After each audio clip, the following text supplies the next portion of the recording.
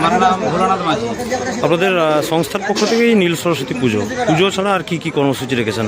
পুজো ছাড়াও আমাদের কালকে রয়েছে বর্ণাঢ্য শোভাযাত্রার মাধ্যমে 108 মূর্তি গৌরাঙ্গ মহাপ্রভুর আগমন রয়েছে এবং কালকে রাত্রে রয়েছে মালা কীর্তন রয়েছে। আবার পরশু দিন অর্থাৎ বুধবার দিন রয়েছে আমাদের প্রায় 8-10 হাজার লোকের নরনারায়ণ সেবা রয়েছে এবং বৃহস্পতিবার ওটা, এবং রাত্রে রয়েছে কলিকাতার অর্কেস্ট্রা রয়েছে। এছাড়াও শেষ দিন অর্থাৎ আমাদের শুক্রবার দিন রয়েছে স্বেচ্ছায় রক্তদান শিবির রয়েছে এবং রয়েছে বিনামূল্যে রক্তের বিভাগ নির্মাণ, এবং ওই দিন রাত্রিতে রয়েছে শুক্রবার রাত্রিতে রয়েছে বাবাই চক্রবর্তী নাই। কততম বর্ষ আপনাদের এই? এটা আমাদের 31তম বর্ষ। আর কি সমাজসেবামূলক? যে আমরা সারা বছর বিভিন্ন সমাজসেবা কাজের মধ্যে যুক্ত থাকি এবং সকলের সহযোগিতা থাকলে জগন্নাথপুর গ্রাম বা আকলাবাদ বা পার্শ্ববর্তী আমাদের যে এগরা এলাকা যদি সমস্ত মানুষের সহযোগিতা আমরা পাই, বা আপনাদের মাধ্যম দিয়েও জানাতে চাই যদি সকলের সহযোগিতা আমরা পাই, পরবর্তী দিনে আমরা অনেক জনসেবামূলক কাজ করতে পারব, সঙ্গে এই ক্লাবকেও আমরা ক্ষুদ্র থেকে অনেক মহিবুল পরিণত করতে পারব। আমাদের সংস্থার নাম? আমাদের সংস্থার নাম জগন্নাথপুর নবজীবক সংঘ ক্লাব। না, কতগুলো গ্রাম বা কত সংখ্যক মানুষ এই সংস্থার সঙ্গে জড়িত? এই সংস্থার সঙ্গে আমাদের এই 2025 সাল পর্যন্ত এখনো পর্যন্ত সদস্য সংখ্যা প্রায় 67 জন। তাদের 33তম বছরে এই আয়োজনে আমার এগরার বুকে এত বড় এত সুন্দর অনুষ্ঠান হতো বলে আমার জানা ছিল না।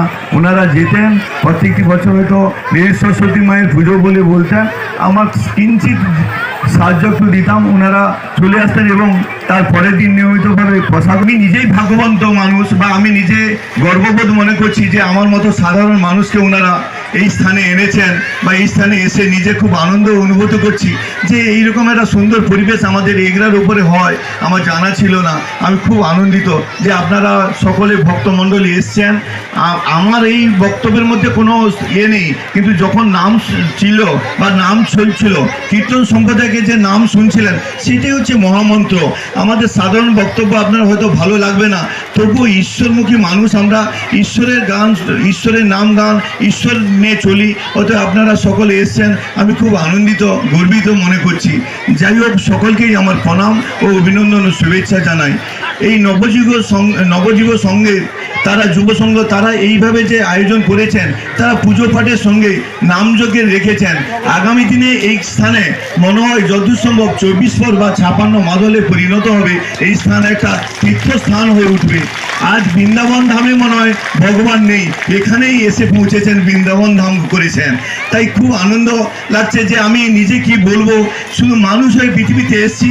আমরা যত দেবদেবীর পূজা অর্চনা করি, যত ভগবানকে ডাকি, কিন্তু আমাদের কাছে সর্বশ্রেষ্ঠ হচ্ছে মা বাবা। আমরা যদি গুরুজনদেরকে সেবা যত্ন না করি, আমরা যদি দেবদেবীর পূজা অর্চনার সঙ্গে 108টি বেলপাতা কেন 108টা পদ্মফুল দিই, কিন্তু যাই দিই, হাজার হাজার পদ্মফুল দিলেও কিন্তু আমার ঘরের মায়েদের প্রতি যদি শ্রদ্ধা, মায়েদের প্রতি যদি সম্মান, মায়েদের প্রতি যদি কর্তব্য না থাকে, তাহলে আমাদের পুজো অর্চনার সঙ্গে কোনো মূল্য নেই। আমরা যদি মানুষের মধ্যে প্রেম আছে, মানুষের মধ্যে ঈশ্বর মানুষের মধ্যে বিরাজ করছেন, আমরা যদি মানুষকে ঠকাই, মানুষকে ভুল পথে প্রচারিত করে আমার নিজের স্বার্থের জন্য কিছু করি, তাহলেই তো আমি গোবিন্দকে ঠকাচ্ছি, ভগবানকে ঠকাচ্ছি। তাই ঠকানোর মধ্যেই সেইটা হচ্ছে বড় কথা। ঠকালে নিজেকে ঠকতে হবে। এবার ঈশ্বর প্রতি থাকুন, ঈশ্বরের প্রেমে থাকুন, ভগবানকে স্মরণ করুন। ভগবান শ্রীকৃষ্ণ ছাড়া কোনো কিছু হয় না। ভগবান যেখানে সর্বত্র বিরাজমান, তিনি আপনার প্রত্যেকটি মানুষের মধ্যে তিনি দুটো দিক রেখেছেন, একটি হচ্ছে নেগেটিভ, একটি হচ্ছে পজিটিভ।